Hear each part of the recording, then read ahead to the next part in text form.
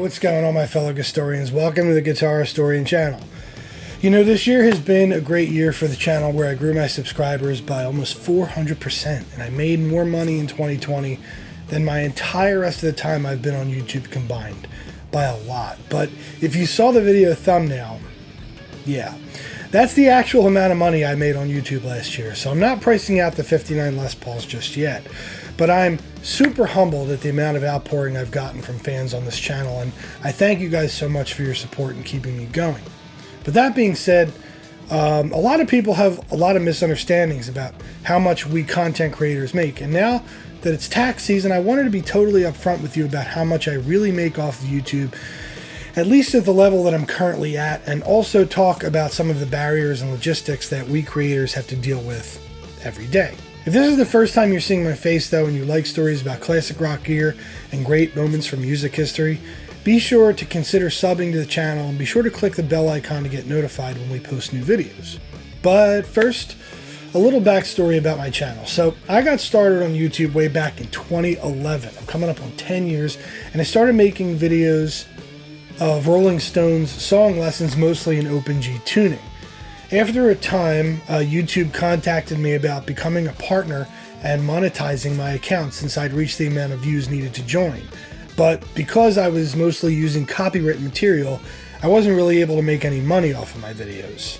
So as the years went on, I began a quest for identity on YouTube, and over the next couple of years, I tried a lot of things to try to capitalize on my partner status and make a few bucks off of my videos. I tried doing Apple product reviews and videos. A couple of these were mildly successful. I tried doing some videos about another hobby of mine, metal detecting. I then tried to start a beer review series called Philly Brew Reviews that I did for over, really probably more like 2 years, and I ended up doing almost 130 beer review videos.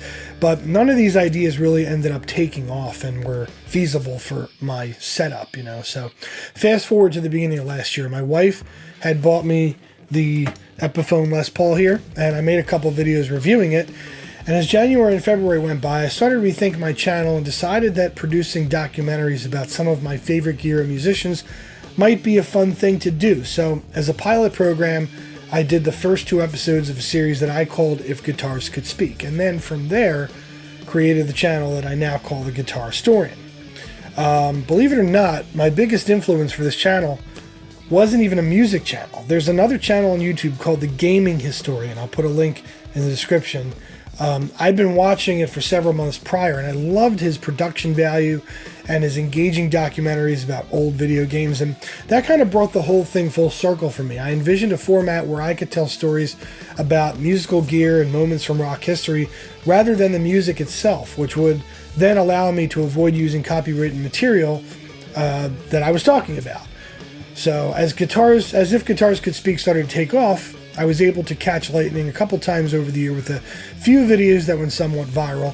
My video, especially about Slash's Les Paul copy, which you can view right here, shot up to over 100,000 views in a couple of months. More recently, a video about Paul McCartney's Hofner basses has also had a pretty steady viewership.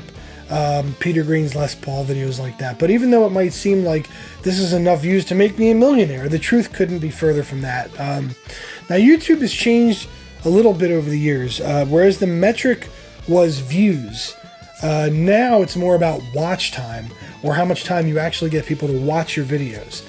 I remember a time where YouTube actually would tell creators to keep videos short, under 5 minutes.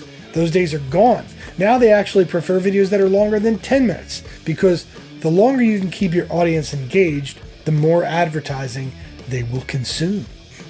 So you might have seen the thumbnail to this video. That number in the thumbnail is the actual amount of money that I made in the calendar year of 2020, just south of $1,150. If you go look at my channel and see all the hard work that I've done to try to get this channel on the map last year, you can be the judge on whether all that hard work was worth it. Now, obviously, I consider this channel a hobby. I have a full-time job, and the channel and its success, while very rewarding, is obviously right now second to my actual job, and third, obviously, when it comes to family stuff and whatnot as well.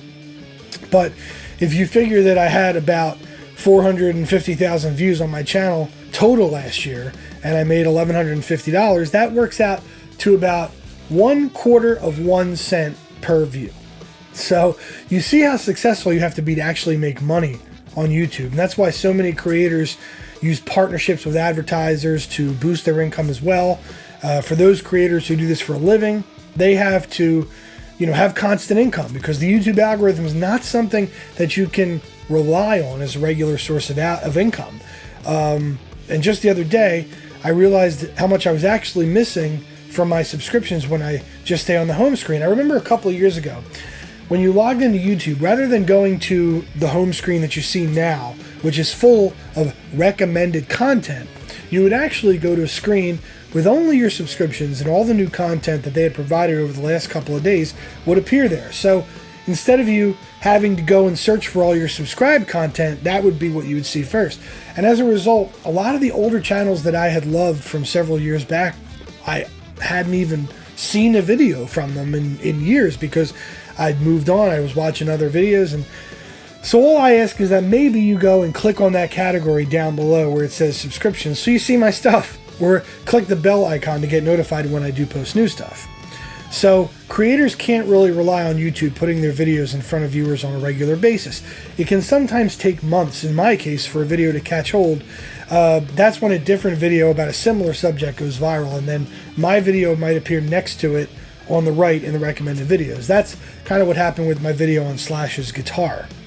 Anyway, though, despite all this complaining, I feel like I laid pretty good groundwork for the future of the channel, and I'm excited about where I want to go in 2021. I obviously want to increase the production value a little bit.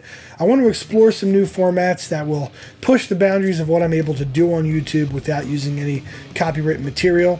It served me fairly well to this point, and I just see no reason to change course. But just a couple of hard metrics if you guys are interested in the size of my channel. I went from just under 1,800 subscribers to I just passed 8,000 in about a calendar year. I racked up almost 500,000 views across my channel, and I had a lot of fun doing it, and I'm proud of most of the content that I produced this year. There were a few clunkers, but there was always going to be. I love reading the positive comments that you guys have left me, telling me how much you've enjoyed particular videos, and even some of the constructive criticism that helps me become a better creator.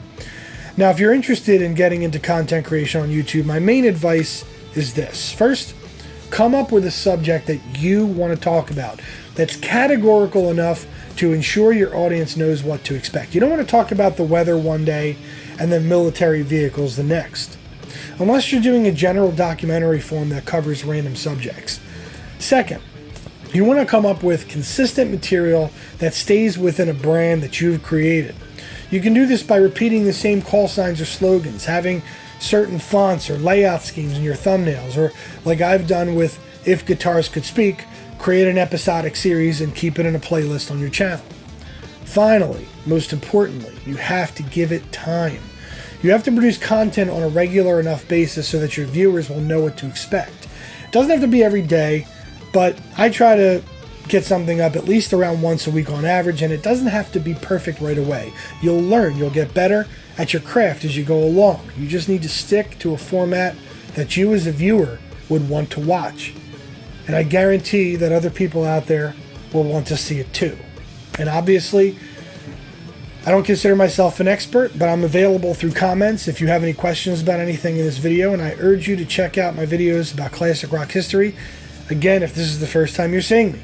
In a year, we'll revisit 2021 to see how much the Guitar Historian channel has grown, and hopefully I'll be able to continue to produce content that you enjoy, and as much as I enjoy making it. So thanks so much for making 2020 a fun year, and here's to a better 2021.